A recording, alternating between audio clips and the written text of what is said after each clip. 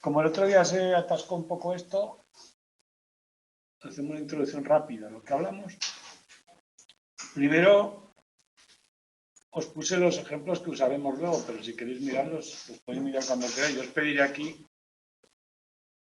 que digáis cuál es la conducta reforzada, cuál es el reforzador utilizado, en fin, una serie de preguntas muy concretas de los programas, si habéis visto ya los capítulos siguientes, del programa de refuerzo que se está utilizando en cada uno, que aunque como en el primer tema del clásico, más o menos todo es interpretable y se les puede dar la vuelta, ellos también nos ponen una solución para que veáis, pero es cuestión de entender de qué hablamos, más que de aceptar, ¿no? Por ejemplo, hacer la declaración de la renta, que es la conducta, ¿qué conducta está reforzada aquí y a través de qué? Pues aquí, si no la haces, te castigan. Bueno, ahora veremos los programas que hay, qué significa eso. Y, por supuesto, la pequeña introducción que vimos el otro día es distinguir entre los primeros experimentos de Thorndike en donde solo había una respuesta posible, abrir la jaula, y la primera teoría que decía en mi mente queda asociada la jaula, el estímulo, con el mecanismo que tengo que activar. Era el aprendizaje de cómo aprendemos a hacer cosas, ¿no? Esa ley del efecto empírica tenía lo mismo en el primer capítulo. Lo que me ocurre después tiene una consecuencia en las asociaciones anteriores. Si salgo de la caja y hay comida, queda reforzada una especie de efecto hacia atrás por las consecuencias positivas o negativas que ya decíamos que era una relación que yo soy capaz de ver. Skinner dijo, bueno, no voy a entrar en si se refuerza esto, lo otro, atrás, sino que la perspectiva de Skinner es somos seres activos,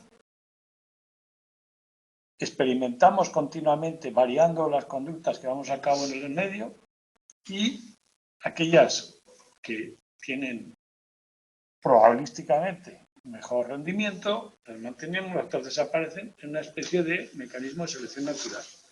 Entonces Skinner prescinde de describir qué está ocurriendo ahí, que se asocia o no se asocia. Para él, una descripción funcional es suficiente. Si yo puedo poner a alguien en una situación y predecir lo que hará, es una teoría de aprendizaje. Por lo tanto, formula la ley empírica del efecto en el sentido de que no es necesario acudir a explicaciones hedonistas que pasan en mi mente, sino de hecho funciona. La distinción entre respuestas operantes o instrumentales que proponía, operantes, todo lo que hacemos en el ambiente, da igual las consecuencias, las instrumentales son las que hacemos para algo. Estos experimentos de Thorndike se basaban en respuestas instrumentales muy concretas y en los experimentos o la forma de trabajar de Skinner era dejar hacer cosas, pero claro, como no podemos registrar todas las conductas, lo que hacía era poner una conducta evidente en un ambiente muy cerrado, la palanquita, pero la palanca el animal la aprieta cuando quiere, por lo tanto es un operante libre, es diferente, ¿no? Y lo que hacía era tratar de modular lo que hacía el animal en función de los refuerzos, de las consecuencias y ver cómo funcionaba. Bien, eso son detalles menores que se entienden y ya está. Por supuesto, ¿qué medida dependiente tenía Thorndike del aprendizaje? El tiempo que tardaba en salir, la latencia. ¿Qué medida normalmente tiene Skinner del aprendizaje? La tasa de respuesta, las veces que aparece. Bueno, son cosas muy básicas. Luego viene una serie de puntos para aclarar todo esto, para que los términos queden bien definidos. Esto ya lo he dicho. Las respuestas operantes, igual que las respuestas del condicionamiento clásico se llaman elicitadas, o sea, provocadas por algo, automáticas. Estas no, son espontáneas, claro, dentro del registro de lo que suelo y puedo hacer. Mi organismo está preparado Emito respuestas y ahí es donde viene toda la cuestión de la selección natural. De lo que yo puedo hacer, pues creo mis propias combinaciones, que podríamos llamar que son nuevas conductas, y ahí es donde también entran definiciones de Skinner de qué es la perspectiva de lo que la respuesta es funcional. No nos fijamos en la forma, sino en el efecto de la respuesta. Ahí entramos en varias distinciones que en el texto se extiende bastante, pero ahora os las explico muy rápido. Y por seguir este orden. Cuando yo hago algo en un entorno, es porque sé que es útil en ese entorno, no en todas partes. O sea, no en todas partes, yo qué sé, pedir un café tiene un efecto. Yo aquí os pido un café y probablemente no me lo traeréis, en la cafetería sí, ¿no? Entonces, esa conducta está determinada también por un estímulo discriminativo, la cafetería o lo que sea, que me indica que una conducta puede tener un efecto. Ese estímulo en sí no provoca la conducta, pero sí, pues yo qué sé, el café en sí, ¿no? Mi apetencia. Bueno, pues ese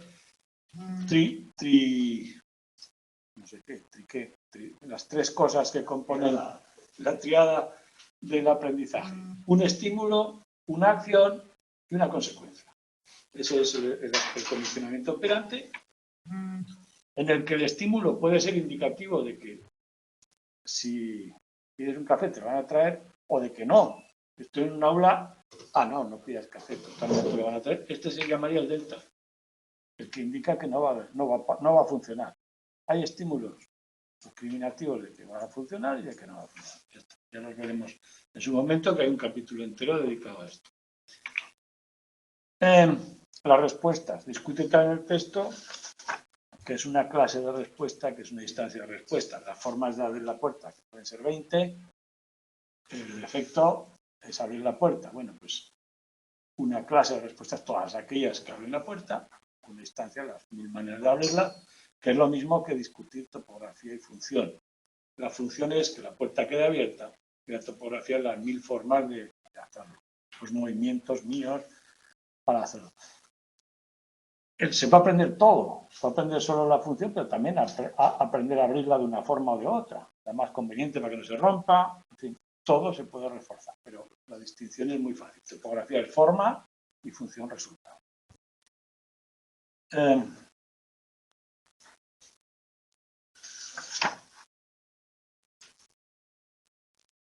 La respuesta se define por el efecto. También el refuerzo se define por el efecto. Pero antes de eso, quería decir alguna cosa. Bueno, luego la diremos. También el refuerzo se distingue por el efecto. Cuando decíamos, por ejemplo, que en el condicionamiento clásico, un estímulo incondicional podría dar efectos por sí mismo, pero cuando lo condicionamos adquiría fuerza biológica, que decíamos, ¿qué es un reforzador? Ojo que reforzador no necesariamente, en los términos nuestros, técnicamente hablando, es una consecuencia. Puede ser positivo, o sea, apetitivo, puede ser repelente para nosotros. Lo único que hace un reforzador es cambiar la probabilidad de conducta. Esa es la única definición que tenemos. Es totalmente funcional. Yo no sé si un premio, o lo que yo espero que sea un premio, ¿cuántas veces habéis regalado algo y no le ha gustado? Por lo mismo. Es decir, definimos reforzar por sus consecuencias, nada más, por las consecuencias de la conducta. Los programas de reforzamiento son formas de administrarlo, nada más. Reforzadores primarios son aquellos que, en general, por apetito de la especie o por necesidades naturales, suelen funcionar como tales. También los castigos, los reforzadores aversivos, ¿no? Y secundarios, aquellos que han ido adquiriendo ese valor por experiencias del sujeto. El más obvio es el dinero y hay otros mucho menores, ¿no? te gusta salir a bailar, pero luego ya no. Pues hay algunos que funcionan un tiempo. Dentro de los secundarios se discute un poco en el texto si los primarios son más potentes, los secundarios están condicionados de alguna manera por los primarios de una forma clásica. Es decir, como aparecen, yo tengo dinero, tengo comida, por lo tanto hay una asociación, y discute un poco eso y dice que queda mucho por definir esas relaciones, pero obviamente algunos secundarios que son muy potentes, otros son muy temporales, muy poco potentes, desaparecen enseguida. Y la clave de esa discusión, o la parte más técnica y más interesante a la vez, es cuando habla de la relación entre, que no se habla aquí más adelante, la relación entre el condicionamiento clásico y el operante. Nosotros los distinguimos por historia de la disciplina y por cuestiones técnicas también. Parece que funcionan de forma diferente. Pero lo que dice es que en cualquier situación están ocurriendo los dos. Yo cuando pido un café en la cafetería, también estoy disfrutando, si me sienta bien el café, y asociando todas las sensaciones de la cafetería, de pedirlo, de los olores de la gente, el camarero, con el café, ¿no? Y en el dentista, lo contrario. Entonces, todo eso está funcionando a la vez. Y, por supuesto, cuando hablamos de reforzadores secundarios, se están asociando a la vez. Pero, claro, el estímulo discriminativo que dice que en algunos experimentos funcionan, bueno, como señales de lo que se puede hacer y lo que no, aprendemos también cuáles son esos. ¿Y cómo aprendemos cuál es discriminativo o no? Con la experiencia. Quizás a veces con condicionamiento clásico. Y nos propone el automoldeamiento. ¿Os acordáis de las palomas que cuando había comida en condicionamiento clásico picoteaban la luz? Esto que decíamos, seguimiento del signo. Bueno, eso es una forma que aprendemos, sea o no válida. Nuestra conducta en el ambiente es continua y a veces hay refuerzos y muchos dependen de la cultura de experiencia propia. Sí, sí, la cultura no es más que una experiencia delegada, oída y transmitida, y la experiencia es la que tú vas teniendo con tu cuerpo, pero muchas creencias, aunque los secundarios, sí, muchas creencias sociales son más complejas que esto. Hay, no, en este aprendizaje no vamos a aprender, no vamos a hablar de la cultura, porque la capacidad de imitar y todo es un aprendizaje mucho más complejo de definir Bandura, que no entra en esta asignatura. Pero sí, los secundarios también se aprenden por cultura, claro. De hecho, es que la cultura también, si nos remitimos a Skinner, lo explicaría de la siguiente forma. Yo cada vez que he hecho un esfuerzo para ganar dinero, aunque a mí no me importe mucho el dinero, mi familia y mis amigos me han felicitado. Por lo tanto, he tenido un refuerzo social. Fíjate que así es como funciona la cultura también. Es decir, lo podríamos reducir también a esto. Ahora, hay habilidades que ciertos autores dicen que son demasiado complejas para reducirlas. Por ejemplo, la capacidad de imitar. Los humanos tienen una capacidad de imitar sorprendente desde que nacemos, o el lenguaje. El lenguaje no se puede explicar por reforzamiento y por imitación, porque si no hay un mecanismo gramatical interno, no aprende. Es decir, se hace un poco más complejo, pero sí, en general podríamos analizarlo así. Entonces, la relación entre ese estímulo condicionado que utilizamos en el condicionamiento clásico y el operante se puede dar también al principio cuando queremos que un animal haga algo. Le queremos enseñar a una habilidad nueva. Pues, por ejemplo, un loro que vaya en bicicleta, lo he visto en el circo. Lo primero que tengo que hacer es que le guste la bicicleta, que se acerque a la bicicleta. Entonces lo que hacemos es secuencias de moldeamiento, de automoldeamiento, dependiendo. Y ahí combinamos los dos. O bien, si él tiene una conducta ya relativa a eso, pues hacemos que sea agradable, que vaya. Y poco a poco vamos modelando en el sentido que vamos reforzando aquellas respuestas que se aproximen a la nuestra. Y vamos quitando el refuerzo de las anteriores. Te voy enseñando a tocar la bicicleta, pero luego una vez que te subes encima, ya no te refuerza el tocarla, sino solo el subirte, y poco a poco vamos moldeando esa conducta. Así se entrena, ¿eh? Así se entrena a los animales. Bueno, estas discusiones del principio que van por ahí, las distinciones de respuesta discreta, reforzamiento, topografía y función, las consecuencias, claro, los experimentos de Thorndike, que el de la jaula del gato es uno, otro es un laberinto, donde tú pones una meta y varios caminos, y se aprende el camino bueno, son de ensayo único, que algunas cosas también que no funcionan ahí, pero en general se han usado menos, pero bueno, eso son distinciones. Topografía y función, lo que controla, instancia de interacción, el automoldeamiento que decíamos. Bueno, si una paloma que picotea la tecla de seguimiento al signo, queremos que enseñarle a hacer ciertas secuencias de picoteos o que picotee una canción en un piano, pues igual lo logramos aprovechando esa tendencia del condicionamiento clásico y juntando los dos, y ahí es donde aprovechamos eso de que todo va junto en la naturaleza y se utiliza como automoldeamiento.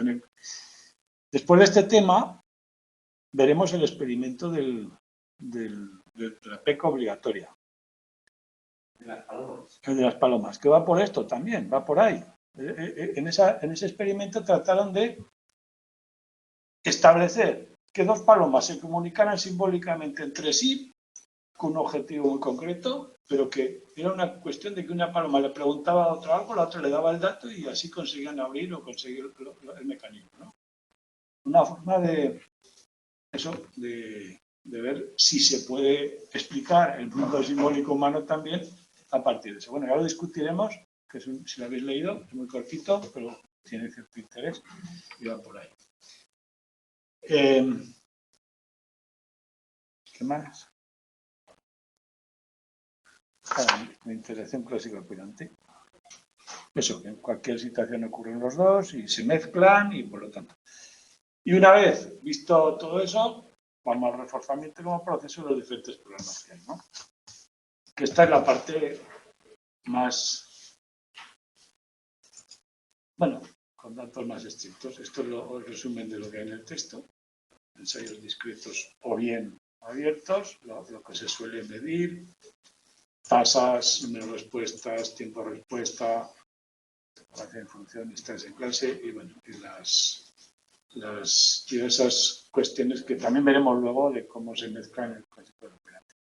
Cuando hablemos del capítulo, no sé, el sexto o el séptimo, el último, el penúltimo del condicionamiento evasivo, el último, ahí hablamos también de las consecuencias negativas de un castigo que son un condicionamiento clásico muy poderoso. Bueno, ya hablaremos de eso. Vamos a la parte esta. Cuando hablamos de programas de reforzamiento, del estímulo discriminativo, que por ahora lo dejamos de lado, conducta y consecuencia, tenemos estas relaciones posibles. 4 procedimientos básicos. En las 18 situaciones de aprendizaje que os he puesto aquí, la primera tarea que deberéis decidir es cada una a qué tipo de estos 4 responde. Y luego ya os pediré algo más. Primero, el típico procedimiento de premiar una conducta es el reforzamiento positivo. Ojo con los nombres que a veces llevan a confusión. Pero yo os aconsejo que os acordéis del cuadro y los nombres luego los ponemos después. El reforzamiento positivo es dar un premio para que hagas algo. Eso quiere decir que utilizamos un estímulo apetitivo, agradable, que persigue aumentar la frecuencia de las respuestas y que por lo tanto, y esto es un término que pone ahí contingencia, correlación, me da igual, quiere decir que hay una... estos dos van en el mismo sentido, ¿no? Utilizo algo agradable para aumentar las respuestas. Bueno, esto aquí resumido en un cuadro. El número de respuestas está aquí y esperamos que aumente a fuerza de darle una consecuencia verde positiva. Esperamos esto, ¿no? Lo contrario, paso aquí abajo, es que alguien no haga algo mediante un castigo, mediante una consecuencia negativa para la persona. Ojo que yo no sé lo que es en principio un reforzador positivo y negativo. En principio lo supongo, que te gusta comer. Puede ocurrir que no. Entonces, cuando ya funciona, es un estímulo aversivo que disminuye la probabilidad de una respuesta y, por lo tanto, también hay una correlación entre aversivo y disminución positiva. Este sería, perdón, ya me equivoco, este sería disminuir las respuestas con una cuestión negativa, por lo tanto van en la misma dirección. Veis que estas dos líneas van crecen y bajan en proporción directa, en la misma dirección, y las otras que están así en proporción inversa, por eso estas dos son de correlación negativa. Nada más. Y las derivadas de estas, ¿cómo lograr que alguien haga algo mediante un estímulo negativo? Pues obviamente el estímulo negativo se lo tendrá que quitar, tendrá que estar ya ahí. Por lo tanto, el reforzamiento, que también se llama reforzador negativo, es un procedimiento de evitación o escape de algo malo. O haces esto o te ocurrirá algo malo.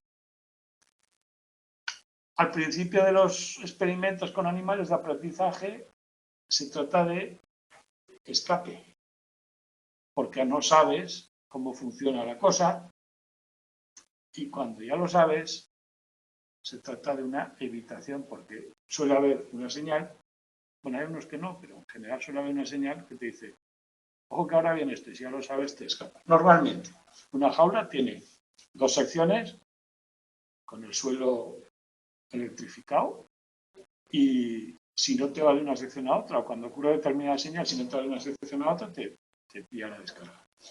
La conducta reforzada es desplazarte, o dar una palanca, o lo que sea. Pues desplazarte de un lado a otro. La señal actúa como para que puedas evitar la descarga, y si no hay señal, normalmente una conducta de escape, ¿no? Reforzamiento negativo, escape, evitación, tan sencillo como te quito, o sea, te pongo una consecuencia negativa si no haces algo. Y el de omisión, lo que falta para la combinación, es utilizar un estímulo positivo para evitar que hagas una conducta, dejes de hacer una conducta que a mí me molesta y no quiero que la hagas, te quito algún privilegio o algo que ya tienes. Y te lo quito, igual que aquí. Hay algo que no tienes, aquí te quito. Siempre se pone el mismo ejemplo. O te callas o te apago la tele. ¿No? Siempre es que no haga algo si no te quito eso que ya tienes. Y el mismo cuadro, aquí hay una correlación negativa y aquí lo que quiero en el escape que haga algo, aquí que no haga algo, aquí utilizo un negativo y uno positivo. Este cuadro es muy básico y lo vais a utilizar todo el tiempo. Luego empieza a definir qué pasa en cada uno de ellos y aquí tenemos algunas cosas que hay que señalar, pero no son muy complicadas todavía. Por ejemplo, reforzamiento positivo. Reforzamiento positivo. Vamos por ahí. Aquí caemos en la cuenta de que si el reforzador positivo es específico de la persona o del individuo, del sujeto, que no sabemos a priori lo que es, caemos en la cuenta de que un reforzador natural o primario es como aquellos estímulos incondicionales que tienen un efecto, una apetencia ya en el organismo. Por lo tanto, enlazamos con la motivación. Habéis apuntado en motivación en primer cuatrimestre, habéis visto que la motivación es o bien un estado, algunas teorías, un estado de necesidad, de desequilibrio, por la cuestión que sea, necesitamos algo. Ese algo es útil para supervivencia y está programado, preprogramado, pues puede ser un reforzador positivo primario. ¿Cuánto aprendo? La letra con sangre entra, con el hambre el mejor maestro. ¿Cuánto aprendo? Pues depende de la necesidad también. La motivación es muy importante, el aprendizaje puede ser un mecanismo matemáticamente perfecto, pero depende del poder reforzador del refuerzo, y el poder reforzador depende a su vez de la motivación o del estado de carencia, ¿no? Primera. Luego pone una serie de cuestiones de que no torturan a los ratos. A pesar de que tengan que tener un poco de hambre, tienen muy poca hambre, y menos que si estuvieran en la calle. ¿Eso lo habéis leído? Bueno, pues la parte deontológica, que dice que los animales hay que tratarlos bien, y es verdad que se ha hablado tanto en el laboratorio que lo dice. Normalmente, dice el peso al libidum, es decir, si comieran lo que quisieran, pesarían X, pues procuran que pesen 5% menos. Yo qué sé, si pesas 100 kilos, 95. Y tienes hambre, en este caso no tienes hambre. Pero dice que en condiciones naturales pesan bastante menos y que si les dejas comer lo que quieren se ponen muy como los humanos. Enseguida. Bien, ¿qué más? Luego la respuesta en sí que le estamos pidiendo, no se puede reforzar cualquier cosa, o en principio pensábamos que sí, pero luego te das cuenta que puede ser muy difícil, muy complicada, y de hecho llegar a ella nos puede costar mucho trabajo. Porque hemos dicho que una respuesta operante, libre, es la que yo tengo ya en mi repertorio, pero en mis movimientos puedo apretar este botón, pero la precisión que requiere apretar ese botón y no otro, con este dedo, requiere un entrenamiento, una selección de respuestas y una acotación cada vez mayor, que se llaman aproximaciones sucesivas, modelamiento, ¿no? Sencillo, ¿no? Y una vez que me voy acercando a la que quiero, extinguir las otras, como ya sabemos. Extinguir es que no haya refuerzo, igual que en el otro. En el de escape de evitación o reforzamiento negativo, que es un término un poco difícil de distinguir, lo que hemos comentado. Escape es cuando no sabes que te va a caer y cuando cae el castigo te vas o haces lo que tengas que hacer. Por ejemplo, en la vida real, os he puesto muchos ejemplos, pero ¿cuál hay de escape? No sé. La carta de Hacienda. Algo así. Y evitación, cuando sabes que haciendo algo no te va a llegar ni multa ni nada. El aviso previo. Creo yo. El aviso previo es evitación, lo otro es escape. Pagar una multa, o cuando te llega la multa y dices, si pagas ahora la mitad. Bueno, hay ejemplos, pero acordado siempre de eso, es algo negativo para hacer algo. El castigo en principio podría parecer simétrico al reforzamiento positivo, pero teniendo en cuenta esto de que las consecuencias negativas tienen por sí mismas interaccionamos ahora con otro aspecto, la emoción. Las emociones son consecuencias internas de natural que las interpretamos, pero tienen una consecuencia fisiológica también, que están ahí, que nos llevan a hacer unas conductas u otras. Bueno, pues el castigo tiene unas consecuencias emocionales mucho más drásticas o, no sé, cómo definirlas. A lo mejor, claro, un reforzador positivo también te da una alegría, pero no suele tener consecuencias fisiológicas negativas, y el castigo sí. Y ese sentimiento de frustración o dolor o lo que sea puede interferir con el aprendizaje. Skinner también lo dice que todo eso, si tenemos que darnos cuenta de cómo funciona el mundo, la emoción negativa puede ser un factor que lo impida o que lo dificulte.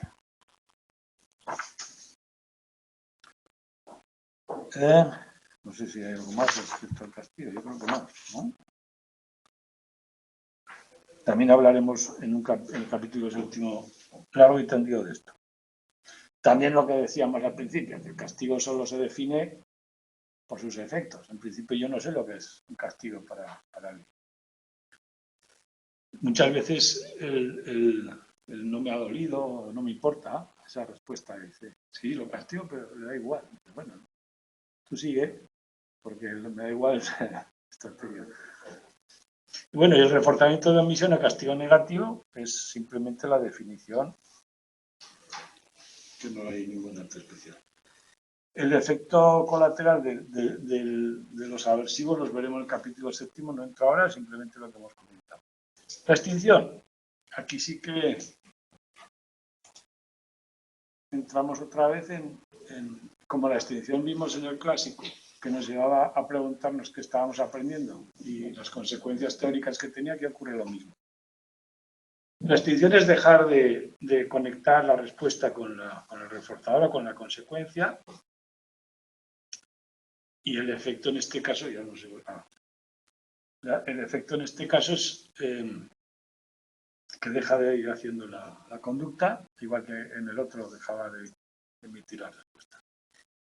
Sabemos también que hay una serie de fenómenos que demuestran que la extinción no es el borrado del aprendizaje, igual que en el clásico. 3 o 4 conceptos. El más importante es el efecto reforzamiento parcial y magnitud de mora, aparte de los efectos de la extinción. Espera si estaba aquí lo de la conducta. Espera si lo tengo aquí. Efecto Crespi y demás así. Bien. Primero, si al principio que yo te doy un premio dejo de dártelo, lo primero es una especie de protesta. Le llamamos estallido de extinción. Un pataleo que implica normalmente incluso hacer la respuesta más de lo que la hacíamos. Echas la moneda a la máquina y no funciona, echas otra, le pegas, todo eso. Ese estallido luego desaparece cuando nos convencemos que no va a funcionar. El sentido natural que tendría eso, el fenómeno nos es familiar, ¿no? No es difícil imaginarlo. El sentido natural sería probar. Cuando algo o no funciona o deja de funcionar, probar otras cosas inmediatamente, porque eso ya lo teníamos, no lo queremos perder. Por ejemplo, cuando no va el móvil, cuando no va la cosa esa, ¿qué hacemos? Le das el botón 200 veces, te dice el técnico. No le des más, que tú le das igual. ¿Qué pasa? Que no funciona, deja de darle, se ha roto y ahí viene la bueno, pues el primero, estallido de extinción. El efecto de reforzamiento parcial. Si tú cada vez que alguien hace algo le das un premio, bueno, aquí utilizo este tipo de simbólicos que es lo mismo. El punto verde es el refuerzo y la raya que he hecho algo. Si tú a alguien le das cada vez que hace algo le das un premio, una consecuencia positiva, y en un momento dado deja de hacerlo, funciona o la extinción es mucho más rápida que si el premio se lo daba de cuando en cuando. ¿Vale? Efecto paradójico de reforzamiento parcial. Y hay una serie de explicaciones alternativas. Luego entra en la recuperación espontánea, aunque el libro está un poco antes.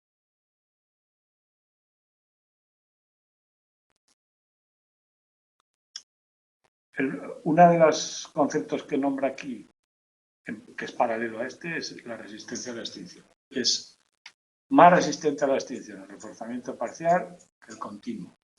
Es lo mismo, es decir, lo mismo, que la extinción dura más o menos. Las explicaciones son sutiles en el sentido de que ¿por qué el reforzamiento continuo se extingue antes? Primera explicación, porque nos damos cuenta mucho más fácil de que ya no funciona. Funcionaba siempre y ahora me doy cuenta que no funciona. Y en el otro, como muchas veces no había, aquí sigue ocurriendo lo mismo. La esperanza nunca se pierde. Una. Otra explicación. Este está habituado o ha aprendido que muchas respuestas no van a ser premiadas, otras sí. Entonces, puede pasar mucho tiempo hasta que se da cuenta. Una es discriminativa y la otra de el contacto con el reforzamiento habitual y no habitual, ¿no? Este deja de reforzar, deja de hacerlo, y discrimina mucho más fácil una situación. Una teoría es de la discriminación de la situación mucho más fácil para el que tiene siempre premios, y el otro es más difícil porque se parece mucho la situación de extinción para el aprendizaje en la mayoría de los ensayos. Esto ya lo veremos también, pero el refuerzo parcial, si es variable, es decir, si no ocurre un número concreto, es mucho más potente aún. Las máquinas de premio, que si dan un premio muy pequeño y casi nunca, ¿por qué juega la gente tanto? Y sabes que la máquina gana, que un 20% se lo queda. Es decir, que tiene más suerte. Bueno, pues esa sensación es esto. La otra explicación es eso, que ¿cuántas veces ha respondido este sin tener premio? Por lo tanto, esa asociación se asocia con la otra, digamos, existen las dos ahí y puede continuar con una, no discriminando, sino que el aprendizaje ya conlleva que muchas respuestas se imprimen. Bien, son pequeños matices. También Astel dice, un autor dice que se puede aprender a no ser recompensado algunas veces, aprender también la frustración como parte del aprendizaje, como parte del proceso, ¿no? El dolor y el placer. Pero bueno, matices pequeños, lo importante es el efecto paradójico y entenderlo. En principio,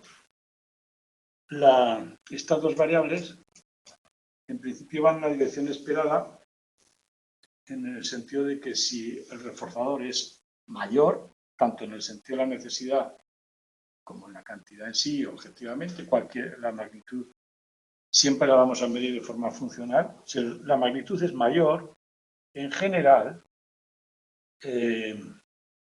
y continua, la resistencia disminuye, y si es grande y parcial, la resistencia es mayor a la extinción, tarda más.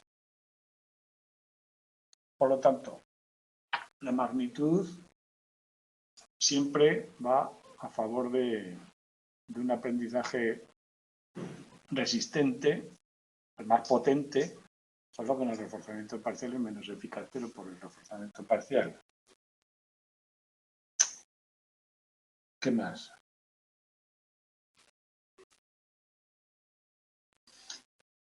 Distinguimos ahora del olvido. Es que sigo el texto porque si no, lo seguiréis y no lo veréis. El olvido. Decíamos también que la extinción y el condicionamiento clásico era diferente del olvido. Aquí también, porque el mero paso del tiempo en el olvido lo que borra es la posibilidad de hacer una conducta porque no nos acordamos de cómo funcionaba. Pero en la extinción sí nos acordamos, pero no la hacemos. Sabemos que no funciona. Y esa diferencia es sustancial. En el olvido, el paso del tiempo impide que la respuesta esté ahí, y en el otro caso, no. Lo que aprendemos es algo nuevo, algo que no funciona ya. Y los fenómenos similares a los que vimos en el clásico, este sería el del contexto, se llama igual, ¿verdad? ¿Veis?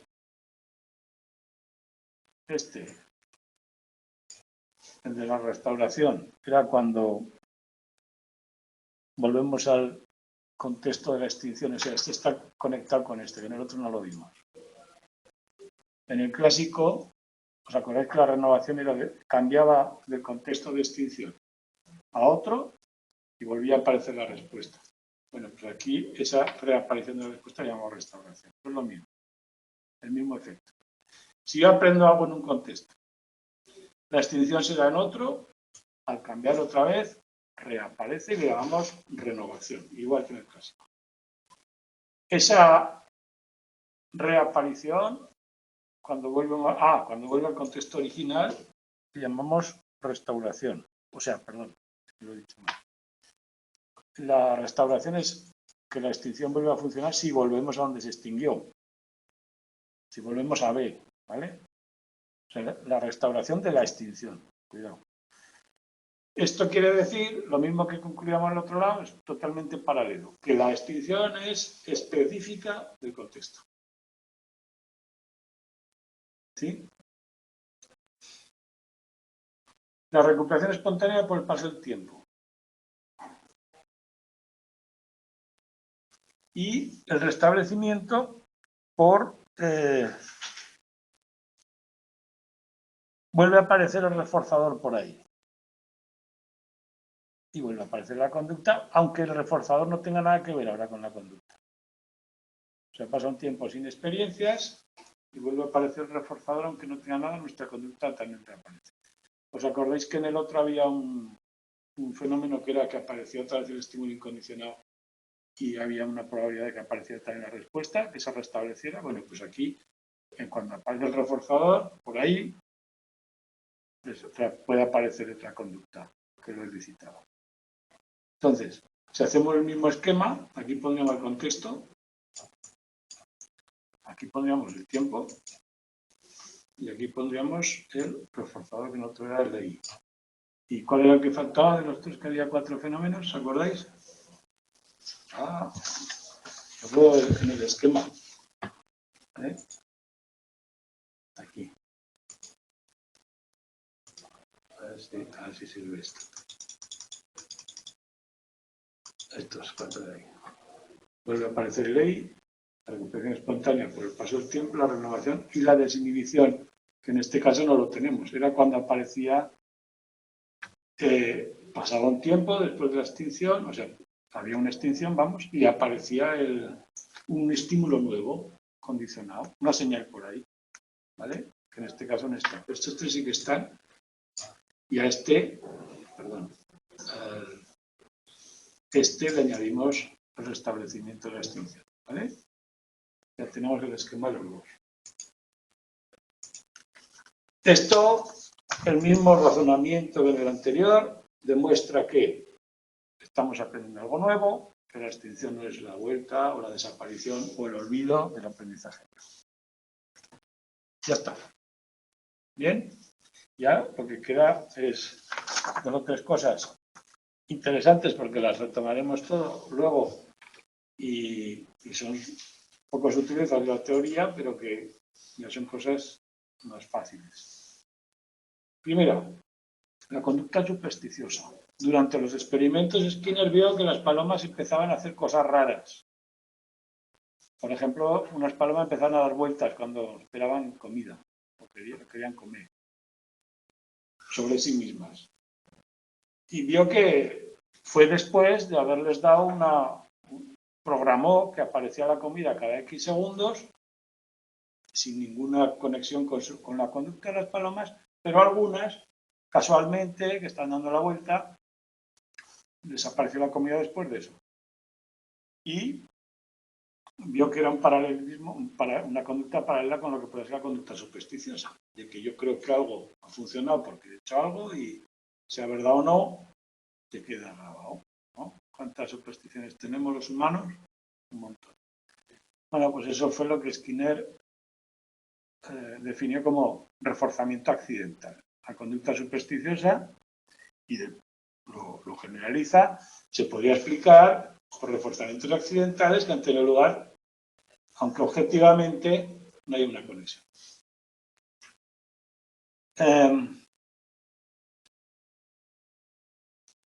Staddon y Zimmermann, otros autores, le discutieron esa explicación, porque lo analizaron más a fondo y vieron que las conductas supersticiosas que Skinner atribuía a un reforzamiento accidental eran un tipo de conducta muy concreto que los animales suelen hacer cuando no hay comida.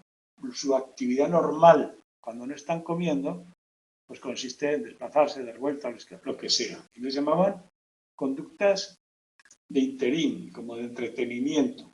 Y cuando había proximidad de reforzamiento, o sea, de comida o algo, hacían conductas propias de alimentación. Por lo tanto, picotear, buscar o lo que sea. Diferentes. Entonces decía, cuando la paloma no espera refuerzo, lo que suele hacer es entretenerse, conductas de interín. Y lo que tú ves que aumenta la frecuencia de las conductas de interín no es porque hayan sido reforzadas, no haya aprendido que eso le va a dar un refuerzo, sino porque es lo que suele hacer cuando se entretiene. Y que es más probable que las conductas supersticiosas que decía Skinner fueran de esas. Y no las conductas de alimentación que las que suele hacer cuando espera que vaya a... Bueno, es un matiz, como podéis ver, y no tiene razón ninguno de los dos en el sentido de que hay de los dos tipos y hay experimentos que los dos tipos no funcionan. Por lo tanto, la conclusión es que algunas serán por refuerzo accidental y otras serán porque es lo que sueles hacer cuando te entretienes, ¿no? Cuando tú, por ejemplo, vas al examen y dices yo llevo el bolígrafo verde gastado porque con ese apruebo y luego tienes una costumbre de moverlo de una forma que todo el mundo que te ve dice, tú eres muy supersticioso. No, lo hago, es una manía, no creo que por eso vaya a probar, pero lo del bolígrafo verde sí lo crees y por lo tanto, aunque no te lo creas del todo, lo llevas por si acaso, ¿no? Pues un poco por ahí. Bien, eso es la discusión. Los supersticiones humanas, hay una pequeña distinción de no me acuerdo el autor, pero que es bastante obvia, que las supersticiones humanas, aparte de las de la experiencia propia que yo tengo, Hellstein, lo veremos en Hellstein también el castigo. Aparte de las manías que yo he aprendido, mi bolígrafo, el 13 y martes el pasado con escalera, son culturales, es decir, también aprendemos de la cultura, bueno, les llama unas sociales y otras específicas o idiosincráticas. Bien, la pertinencia.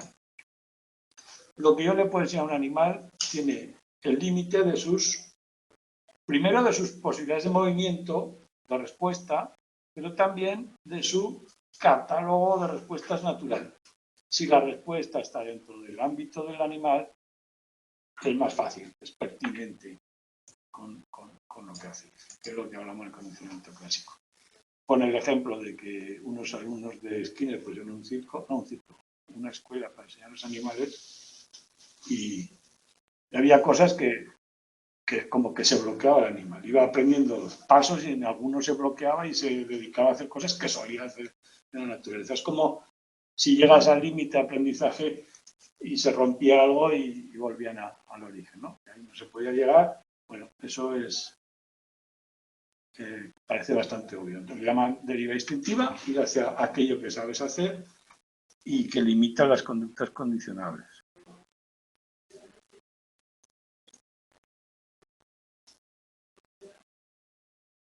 Bien.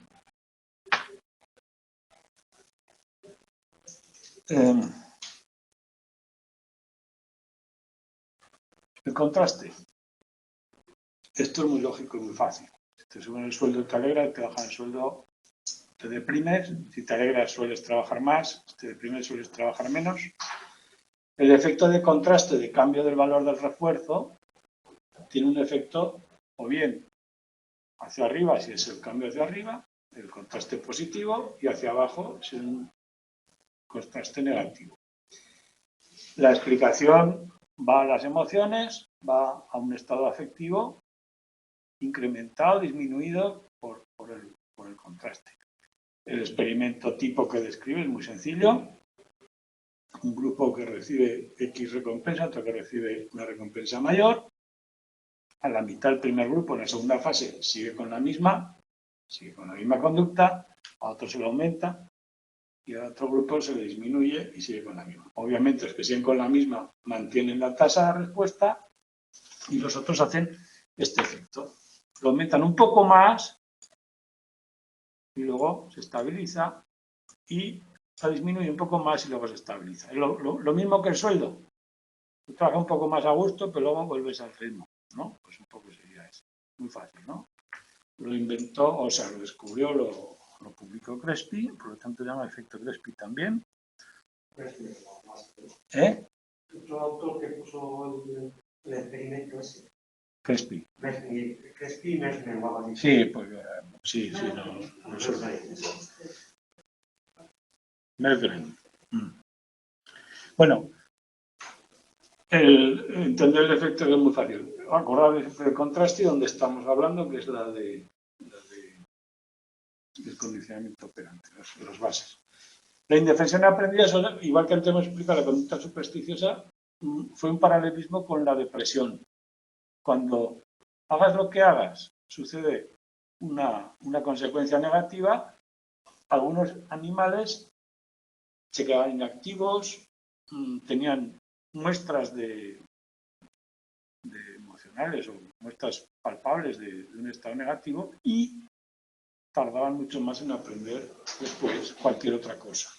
Y eso Seligman le llamó indecisión aprendida, que también aprendemos que cuando algo no funciona, y eso nos impide aprender después. El experimento tipo es someter a unos animales a descargas inescapables, hagan lo que hagan, a otros a descargas con un experimento de escape, que sí las podían evitar si se escapaban, y a otros pues los tenían ahí como grupo control, y luego simplemente los ponían a aprender otro de escape. Los que habían aprendido aprendían rápido, los que no habían hecho nada también aprendían rápido, y los otros no había manera, tardaban mucho más, ¿no? Es una forma paralela o parecida a lo que se ve en los cuadros de depresión, ¿no? Y de hecho se utiliza mucho. De hecho, ahí nos comenta después cómo podría funcionar con esta explicación o con este esquema teórico, cómo podría funcionar una recuperación de la depresión, y Seligman creo que propone dos métodos. Uno, obligarte a hacer algo, ese que te saca de casa, sal, tómate algo y tampoco, es una, que no tiene por qué funcionar siempre, pero es una. Y la otra es conducta para el éxito, que lo que hagas te vaya a salir bien, que te ponga alguien tarea tan fácil que sea imposible que te salga mal, para que vayas cerrando esa herida, ¿no? Un poco así. Eso sale para recuperar. Y también propone una forma de prevenirlo, que es cuando alguien ha tenido experiencias de aprendizaje positivas en ese mismo campo, es más difícil que luego se dé la indefensión. A pesar de fracasos posteriores, o sea, una forma de inmunizar es aprender antes. Y el último que queda, ya se acabamos este tema. Los efectos de la demora y de evaluación del... Bueno, hay tres cosillas, pero yo creo que sí lo acabamos. La demora, hemos dicho que igual que en el clásico, nos impide ver la asociación. En general, el refuerzo rápido o inmediato es más eficaz porque nos ayuda a verlo. Y bueno, pues como hacemos cosas todo el tiempo, cuando pasa un tiempo ya no sabes qué es lo que te están reforzando y lo que no. Siempre es así. Y bueno, hay un experimento que trata de revertir el efecto de la demora, y es el de marcado. Como siempre están ocurriendo cosas en ese tiempo de espera, si en medio de ese tiempo de espera ocurre algo bastante señalado, la demora puede ser mucho mayor. Y es el experimento marcado es, tú haces algo que te van a dar un premio, pero el premio tarda un tiempo en recibirse. A un grupo, durante ese tiempo de espera, le ocurre algo significativo, que es, en este caso era que el experimentador lo cambiaba de celda, de lugar. En el otro grupo, en vez de cambiarlo, se abría una puerta y pasaba y simplemente esperaba. El grupo marcado, que habían cambiado, aprendía, a pesar de la demora, bastante y más que el otro. ¿Por qué? Y lo importante es el por qué siempre. Pues había dos explicaciones. Una es que el marcado es una especie de recompensa, porque ocurre algo que una manipulación, y otra es que simplemente el tiempo de espera se apoyaba en algo que podía conectar una cosa con otra. La explicación de que es una recompensa el marcado se puede eliminar, porque marcaban tanto a los que lo hacían bien como a los que lo hacían mal. Es decir, el que era un laberinto, había que pasar por un lado o por otro. El que pasaba por el laberinto malo también lo marcaban y eso obviamente no aprendía, porque no tenía consecuencias. Entonces, el marcado por sí mismo no era reforzador, por esa diferencia entre los grupos. Así pues, el marcado. Y el otro era, bueno, la explicación buena es la de la memoria. El marcado provoca una escalera en la memoria que permite conectar la conducta con el marcado, con el refuerzo. El de evaluación del reforzador nos es fácil porque hemos visto desde el clásico qué pasaba cuando queríamos demostrar la asociación en el condicionamiento clásico, si era estímulo-estímulo o era respuesta-estímulo. Y decíamos que cambiábamos el valor del estímulo incondicional, la comida lo hacíamos o más agradable o la descarga más, viceversa, y comprobamos que lo que se asociaban eran los estímulos, porque el efecto de variar la fuerza del incondicional automáticamente variaba la respuesta al condicional. Aquí ocurre lo mismo. Si la comida que tú me das como premio por hacer algo, luego en el futuro, ya no con ese experimento, me sienta mal y yo vuelvo al lugar de origen, no lo haré, porque la comida me sentó mal. Es decir, la devaluación del reforzador demuestra también que la conexión se da entre el refuerzo y mi conducta, y cuando el refuerzo vale menos, mi conducta disminuye automáticamente. O sea, aquí hablamos de devaluación en otro contexto, en otro lugar. El experimento típico. Te dan dos sabores, los dos los consumes por igual porque te gustan los dos, y luego uno de ellos te hacen que te siente mal mediante un condicionamiento clásico. Se devalúa. Y luego vuelves al lugar de origen y obviamente eliges mucho más el que te gusta y no el otro. El efecto de evaluación demuestra la asociación, ¿vale? Y el último punto, hay una serie de conductas que no responden a a los principios generales del aprendizaje, que son las conductas hiperentrenadas, las conductas que hemos repetido muchísimas veces, que quedan, les llamamos hábitos, porque quedan casi automatizadas y las consecuencias tienen muy poco efecto en su modificación. Los hábitos sobreaprendidos.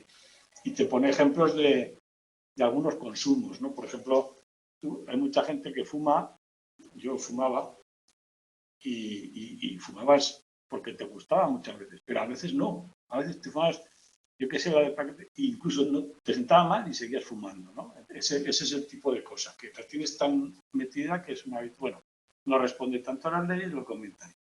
Y ya está. Esta es la base. En el segundo capítulo veremos los diferentes programas que podemos hacer. Entonces, ahora de entrada, yo os digo, de todos estos, ¿cuál es el reforzamiento positivo, negativo? Os pondré aquí, no sé si lo he subido o no lo he subido. Como os pondré aquí, me lo tendréis que clasificar en 4 grupos. Luego también en los programas, pero de momento, si lo queréis hacer, por ejemplo, ir a pescar y esperar a que pique. Participar en los Juegos Olímpicos. Eso es positivo, ¿no? Eso es positivo. No pedir prestado para no tener cargas. ¿La carga qué es? Una cuestión en la conciencia, un castigo. Y no quiero tener un castigo, ¿qué es? Descarte vital, muy bien. Vale, pues nada, el próximo día seguimos con el tema 5 y los procedimientos, ¿vale? Hasta el jueves.